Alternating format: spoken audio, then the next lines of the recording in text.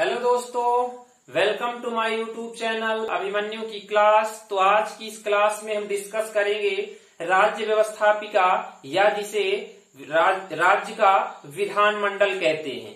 पिछली 3 क्लासों में हमने केंद्रीय शासन के अंगों में से व्यवस्थापिका, कार्यपालिका और न्यायपालिका पढ़ लिया था। ये सब केंद्रीय शासन के अंग थे तीनों। और इस आज की क्लास में और अगली 2 क्लासों में हम राज्य के जो विधानमंडल है या जिसे व्यवस्थापिका कहते हैं, कार्यपालिका और न्यायपालिका, तीनों अंग राज्यों के पढ़ेंगे। तो चलिए आज की इस क्लास में हम राज्य की व्यवस्थापिका या जिसे राज्य का विधानमंडल कहते हैं स्टार्ट करते हैं। क्लास शुरू होने से पहले मैं आपको एक सूचना देना चाहता हूं। पिछली क्लास जो थी हमारी, उन क्लासों में सभी का सपोर्ट अच्छा रहा है। मैं इस YouTube चैनल के माध्यम से उन गांव के छात्रों जहां तक शिक्षा या एजुकेशन की अच्छी व्यवस्था नहीं है, वो किसी स्थान पर कोचिंग संस्थान या ट्यूशन पर नहीं पढ़ सकते, आर्थिक स्थिति उनकी ठीक नहीं है, ऐसे छात्रों के लिए मेरा ये YouTube चैनल समर्पित है। और मैं ऐसे सभी छात्रों से निवेदन करता हूं कि सभी लोग अपने अपने दोस्तों तक, साथियों तक, जान पहचान वालों तक इस वीडियो को पहुंचाएं और इस चैनल को सब्सक्राइब करें। वीडियो अच्छा लगे तो वीडियो को लाइक जरूर करें। तो चलिए आज की इस क्लास को हम शुरू करते हैं। शुरू करने से पहले हम टॉपिक को लिख लेते हैं। आज की इस क्लास में हम पढ़ेंगे राज्य व्यवस्थापिका या जिसे राज्य का विधानमंडल भी कहते हैं।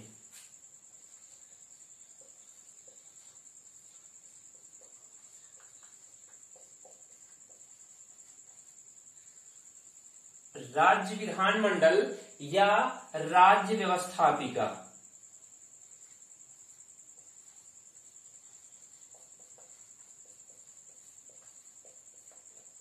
तो इस टॉपिक के बारे में आज हम चर्चा करेंगे। पिछली क्लासों में हमने जो व्यवस्थापिका पढ़ी थी वो व्यवस्थापिका कहाँ की थी? केंद्रीय व्यवस्थापिका थी। और इस आज की क्लास में जो हम पढ़ने जा रहे हैं ये राज्य की व्यवस्थापिका पढ़ेंगे। तो सबसे पहले ये जान लेना जरूरी है कि कितने आर्टिकल में राज्य व्यवस्थापिका का प्रावधान है।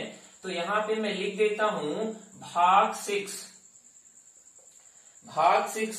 और आर्टिकल जो है वो आर्टिकल नंबर 168 से लेकर के 212 तक, 168 से 212 तक जो है आर्टिकल तक प्रावधान किया गया है। अब जो है 168 आर्टिकल है। इस 168 आर्टिकल में क्या लिखा गया है कि प्रत्येक राज्यों में एक विधान मंडल होगा। प्रत्येक राज्यों में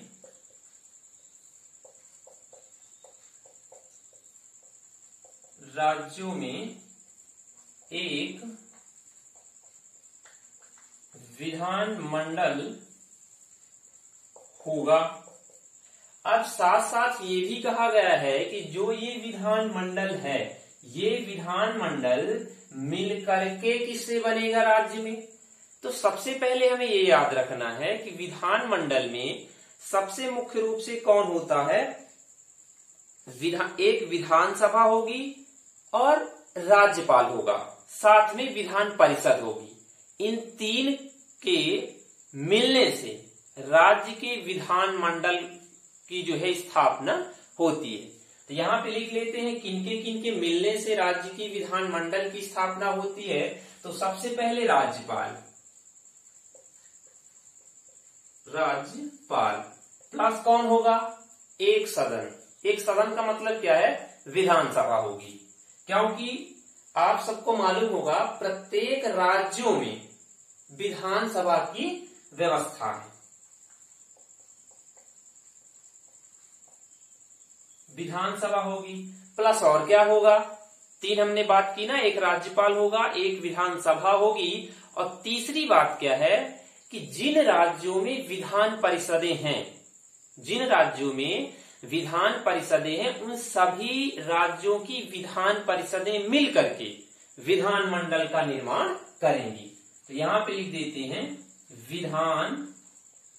परिषद। हाँ ठीक है, विधान परिषद, इन तीन के मिलने से कौन बनेगा? राज्य का विधानमंडल। जैसे हमने पढ़ा था, राष्ट्रपति, लोकसभा और राज्यसभा, इन तीन के मिलने से क्या बनती है? केंद्र की व्यवस्थापिका। वैसे ही जो राज्यों का विधानमंडल है वो भी इन तीन से मिलकर बनेगा, राज्यपाल से, विधानसभा से और जिन भी राज्यों में विधान परिषद हैं उनसे मिलकर के विधानमंडल बनेगा। अब ये बात याद रखिएगा, मैं ये क्यों कह रहा हूं कि जिन भी राज्यों में, मतलब ये है कि देश में हमारे 28 राज्य हैं, इनमें से कुछ एक ऐसे राज्य ही हैं जिनमें की विधानमंडल है, बाकी राज्यों में विधानमंडल का प्रावधान नहीं है। तो सबसे पहले ये हमें जानना होगा कि किन राज्यों में विधान परिषद है। तो यहां पे हम लिख देते हैं कि 6 राज्यों में, 6 राज्यों में विधान परिषद है। अब उनका नाम भी लिख लेते हैं कि किन 6 राज्यों में विधान परिषदें हैं 28 राज्यों में से। सबसे पहले आएगा यूपी में विधान परिषद है, फिर क्या है? बिहार है, फिर महाराष्ट्र है, उसके बाद कर्नाटक है, कर्नाटक के बाद आंध्र प्रदेश, और एक और बचता है, कौन सा? तेलंगाना। इन 6 राज्यों में 2 2 4 2 6, ठीक है, इन 6 राज्यों में विधान परिषदों की व्यवस्था की गई है। बाकी 28 राज्यों में से 6 राज्यों में विधान परिषदें हैं और बाकी बचे राज्यों में विधान परिषद का प्रावधान नहीं है। यहाँ एक बात जान लेना सबसे ज्यादा जरूरी है कि ये निर्धारित कौन करेगा कि किन राज्यों में विधान परिषद होगी और किन राज्यों में विधान परिषद नहीं होगी। तो इसको जान लेते हैं, ये निर्धारित कौन करेगा? तो संबंधित राज्य की विधानसभा, संबंधित राज्य की विधानसभा 2/3 बहुमत से एक विधेयक पास करे और वो विधेयक संसद में भी सामान्य बहुमत से पास हो जाए जिन राज्यों में, संबंधित राज्यों में। तो ऐसे राज्यों में विधान परिषदें संचालित हो सकती है। तो चलिए आइए दोनों का हम विधान परिषद और विधानसभा का तुलनात्मक अध्ययन कर लेते हैं।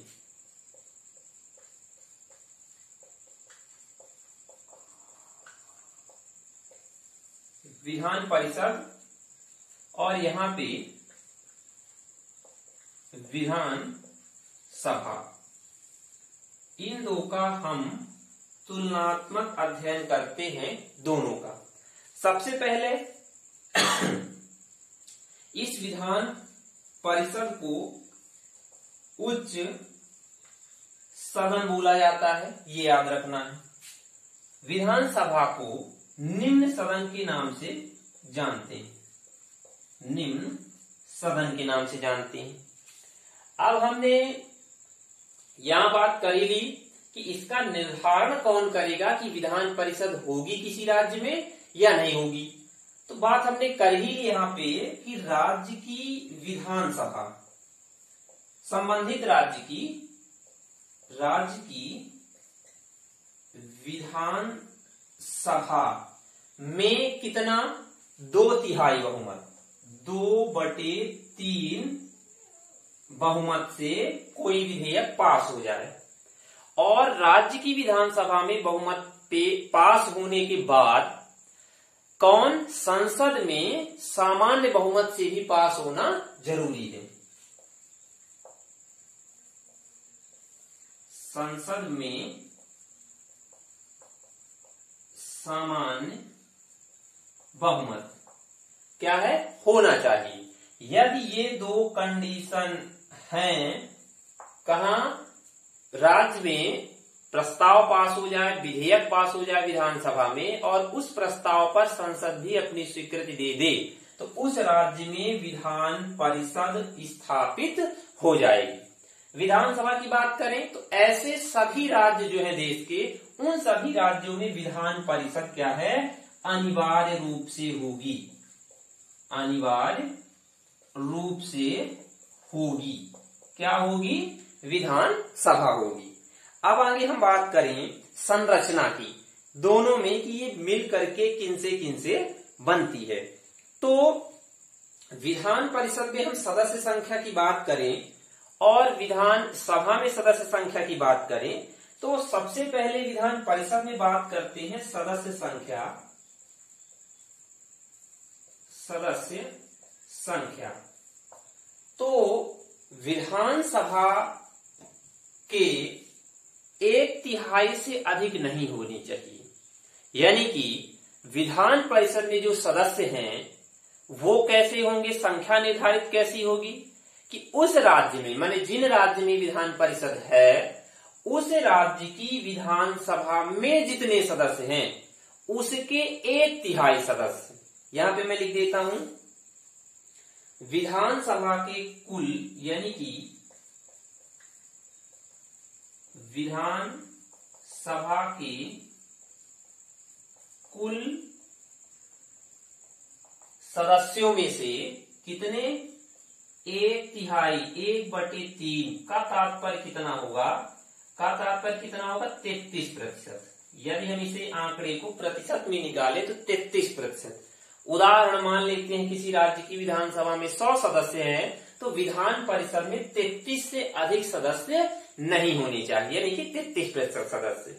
अब बात करें कि न्यूनतम कितनी हो सकती है, तो विधान परिषद में न्यूनतम जो सदस्य संख्या है वो 40 से कम नहीं हो सकती, यानी कि न्यूनतम 40 सदस्य ही कहां पर होंगे, विधान परिषद में। विधानसभा की बात करें तो अधिक से अधिक कितने होंगे,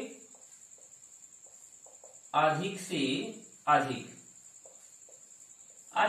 किसी भी राज्य की विधानसभा में 500 सदस्य हो सकते हैं। अधिक से अधिक सदस्य कितने हो सकते हैं, 500। और कम से कम कितने सदस्य होंगे, कम से कम 60 सदस्य होंगे किसी भी राज्य की विधान सभा के अंदर। तो ये तो हमने सदस्यों को जाना कि विधान परिषद में उस राज्य के या संबंधित राज्य के विधानसभा के कुल सदस्यों में से 1/3 सदस्य क्या होंगे, विधान परिषद के सदस्य होंगे।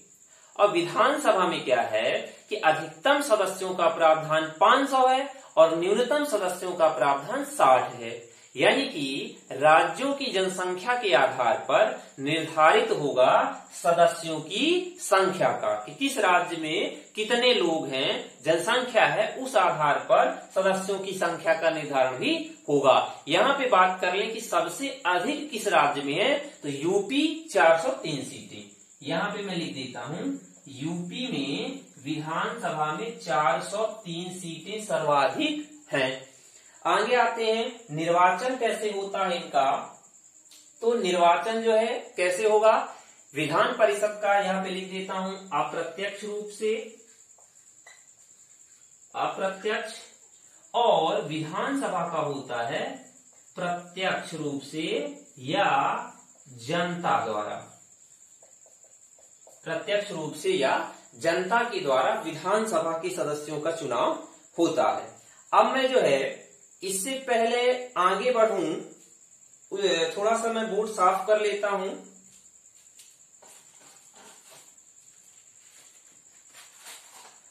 अब हम आगे पढ़ेंगे सदस्यों की योग्यता के बारे में, कि इन जो विधान परिषद और विधानसभा के सदस्य हैं इनकी योग्यताएं क्या क्या हैं, या योग्यता का प्रावधान क्या क्या है। तो यहां पे लिख देते हैं योग्यताएं। सबसे पहले और नॉर्मल, यहां पे भी मान लीजिए योग्यताएं ही। नॉर्मल योग्यता क्या है कि वह भारत का नागरिक हो, भारत का नागरिक हो। विधानसभा में भी सेम यही योग्यता है, ये लीजिए कि जो भी व्यक्ति विधानसभा का सदस्य होगा वो भारत का नागरिक होना चाहिए, विदेशी नहीं। दूसरा क्या है, इसमें उम्र का प्रावधान है कि न्यूनतम कितनी वर्ष की उम्र होनी चाहिए, तो न्यूनतम 30 वर्ष, यानी कोई भी व्यक्ति जो विधान परिषद का सदस्य बनता है उसे 30 वर्ष का होना चाहिए। यहाँ पे थोड़ा सा अंतर है उम्र में। न्यूनतम उम्र यहाँ पे कितनी होनी चाहिए? न्यूनतम उम्र 25 ईयर, यानी कि 25 वर्ष। कोई भी व्यक्ति 25 वर्ष का है तो विधानसभा का चुनाव लड़ सकता है।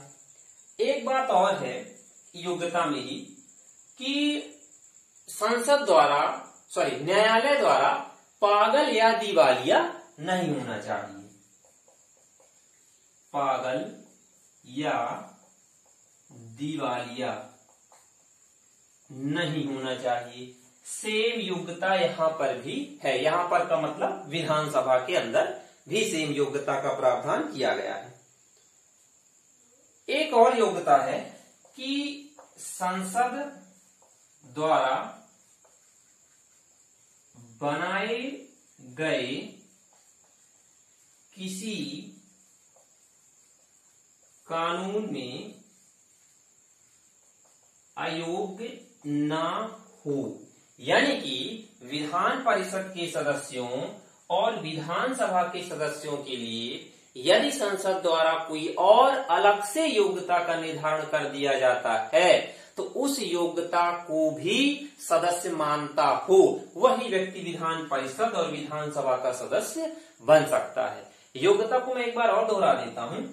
कोई भी व्यक्ति भारत का नागरिक हो तो विधान परिषद और सभा का सदस्य बन सकता है। विधान परिषद के लिए न्यूनतम 25 वर्ष का प्रावधान है और विधानसभा के लिए 25 वर्ष का प्रावधान है। पर किसी न्यायालय द्वारा व्यक्ति को पागल या दिवालिया घोषित नहीं किया गया हो।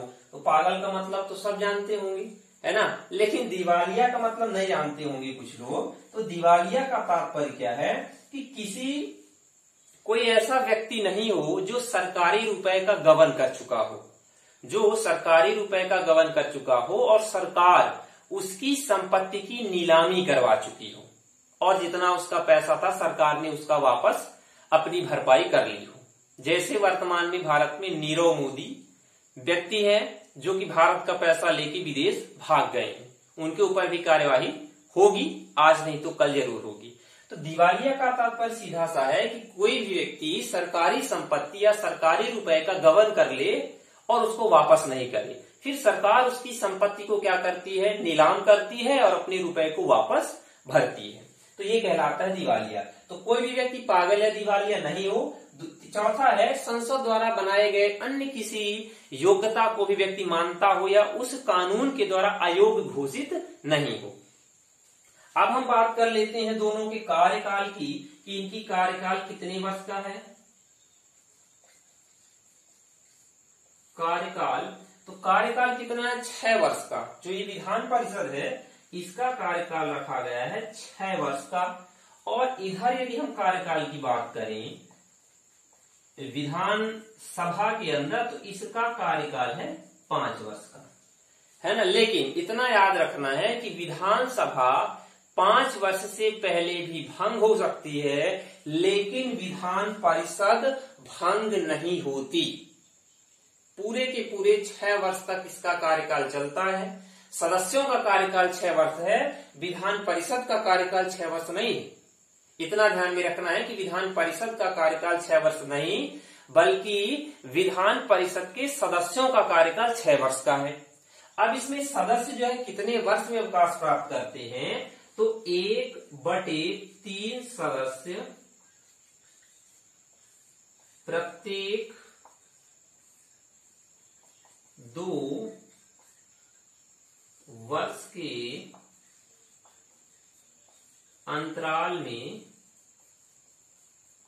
अवकाश प्राप्त करेंगे। इसका तात्पर्य क्या है कि एक साथ सभी सदस्य विधान परिषद या इस सदन से बाहर नहीं होते हैं। प्रत्येक 2 वर्ष में 1/3 सदस्यों को अवकाश दे दिया जाता है और उस खाली जगह को भरने के लिए प्रत्येक 2 वर्ष के ही अंदर 1/3 नए सदस्यों का चुनाव करके विधान परिषद पहुंचा दिया जाता है। एक अंतिम टॉपिक इसमें और बचता है, उसको हम यहीं पे लिख लेते हैं कि अधिकारी कौन होता है। विधानसभा का और विधान परिषद का अधिकारी कौन है, तो मैं यहीं पे लिख देता हूं अधिकारी में दोनों में सेम अधिकारियों की व्यवस्था है। एक तो कौन होगा, अध्यक्ष होगा, अध्यक्ष प्लस उसकी मदद के लिए उपाध्यक्ष का पद भी होता है। ऐसे सेम स्थिति विधान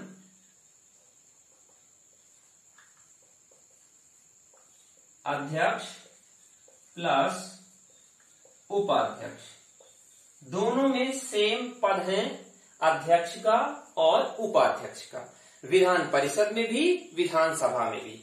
अब इनका चुनाव कैसे होता, अध्यक्ष और उपाध्यक्ष का, जब कोई नई विधानसभा चुन करके विधानसभा के सदस्य विधानसभा में पहुंचते हैं तो उन्हीं में से किसी एक व्यक्ति को अध्यक्ष और किसी एक व्यक्ति को ही उपाध्यक्ष सदस्यों में से ही नियुक्त कर लिया जाता है। वैसे ही स्थिति विधान परिषद में भी है कि जितने सदस्य विधान परिषद के सदस्य होते हैं उन्हीं में से किसी एक व्यक्ति को अध्यक्ष और किसी एक व्यक्ति को उपाध्यक्ष का पद दे दिया जाता है। तो इस आज की क्लास में बस इतना ही। बाकी जो राज्य व्यवस्था है, राज्य की व्यवस्था, इस राज्य की व्यवस्था में अगला हमारा टॉपिक होगा राज्यपाल या गवर्नर, जो कि राज्य की कार्यपालिका का प्रमुख होता है और राज्य के सारे कार्य राज्यपाल के नाम से ही संपन्न होते हैं। तो आज की ये क्लास आप सबको अच्छी लगी होगी। आई होप कि आप सभी का सपोर्ट हमें और इस हमारे YouTube चैनल को मिलेगा। इसी आशा और उम्मीद के साथ आज की इस क्लास को हम समाप्त करते हैं और आप सभी का बहुत बहुत धन्यवाद।